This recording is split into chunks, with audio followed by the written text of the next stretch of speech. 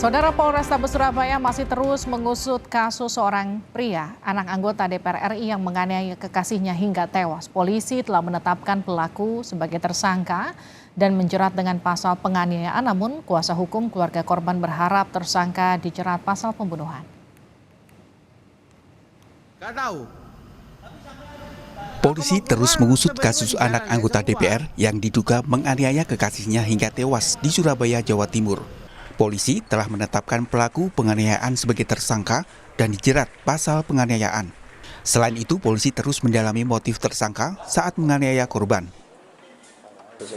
Terkait dengan motif, kami masih mendalami. Kami belum fix menyatakan hal itu benar terkait dengan pernyataan dari pelaku.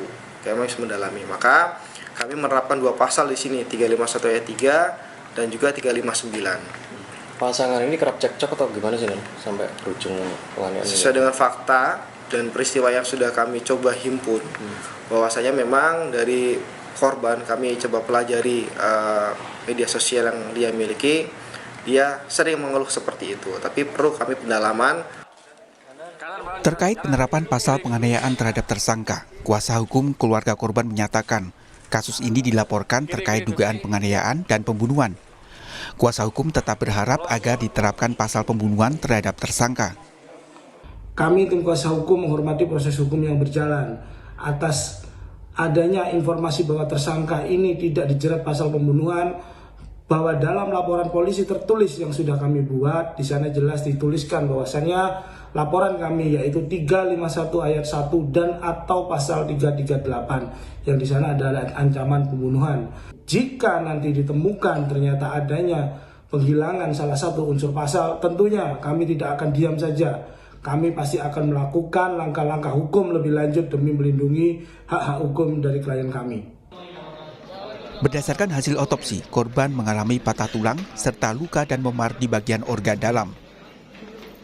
Kemudian patah tulang disertai sama darah pada tulang iga kedua sampai 5. Kemudian ada luka memar pada organ paru dan luka pada organ hati. Korban ditemukan tergeletak di lantai basement tempat hiburan di Surabaya, Jawa Timur 4 Oktober 2023 lalu. Tersangka sempat merekam korban dengan kamera ponselnya dan tertawa santai saat ditanya security. Tersangka sempat membawa korban ke apartemennya.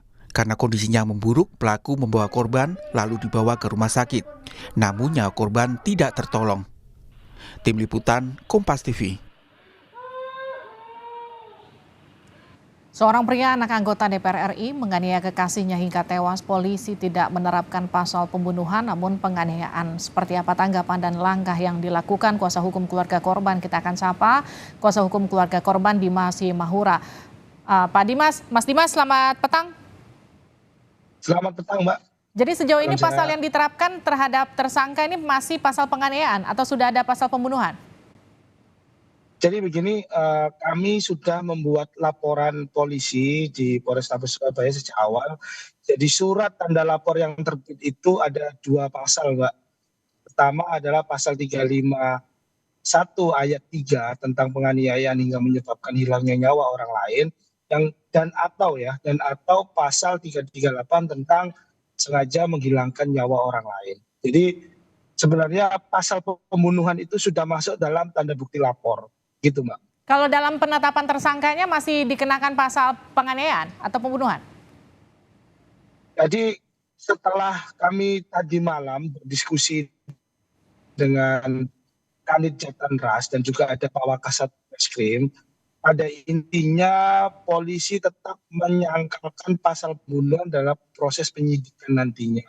Selain itu, dari Polrestabes sudah diminta oleh pihak Polda Jatim karena pihak Polda Jatim melakukan supervisi, artinya pihak Polrestabes minta untuk melakukan gelar perkara hari ini tadi di Polda Jatim guna mendalam tindak pidana terkait perkara ini, Mbak. Jadi kami kuasa hukum dengan ini masih berpedoman pada surat tanda bukti lapor kami, yakni pasal 351 ayat 3 tentang penganiayaan berat yang menyebabkan hilangnya nyawa orang lain dan pasal 338 tentang sengaja menghilangkan nyawa orang lain atau pembunuhan.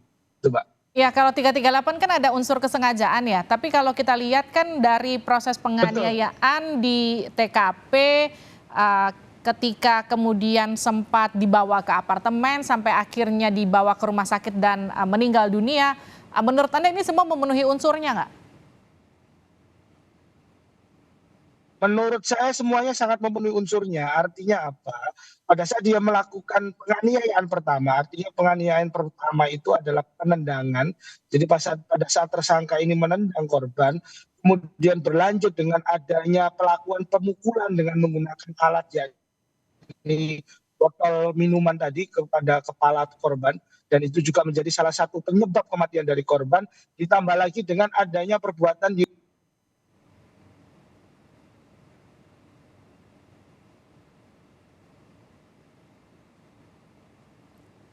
Yes, Mas Dimas.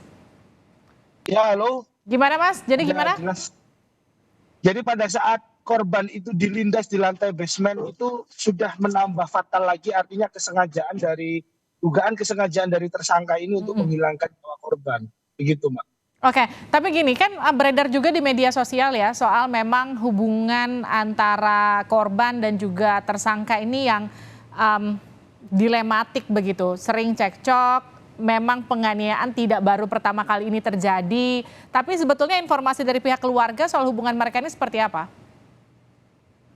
Kalau informasi dari pihak keluarga, jadi memang korban ini sangat minim berinformasi tentang hubungannya dengan tersangka ini kepada pihak keluarga. Karena memang kalau dilihat di sini, ini korban ini kalau bahasa sekarang itu bucin ya sama si tersangka ini, gitu Mbak. Dari teman-teman korban juga tidak ada yang memberikan informasi soal itu? Kalau dari beberapa teman memang terinformasi korban ini sering berbuat demikian. Memang sering berbuat demikian, tapi yang paling parah artinya puncaknya adalah pada saat terkejadian di Landmark itu. Tapi sebelum ada kejadian ini yang berakhir meninggalnya korban, apakah kemudian sempat ada ancaman-ancaman terhadap korban yang dilakukan tersangka? Sejauh ini kami masih belum melihat ancaman ya, tapi terkait dengan tindakan atau dugaan tindakan-tindakan kekerasan memang pernah terjadi kepada tersangka menurut keterangan dari teman-teman, dan itu juga sudah dilakukan atau sedang dilakukan pendalaman oleh penyidik Polrestabes Surabaya. Baik, terima kasih Mas Dimas Simahua, kuasa hukum dari korban penganiayaan di Surabaya, Jawa Timur.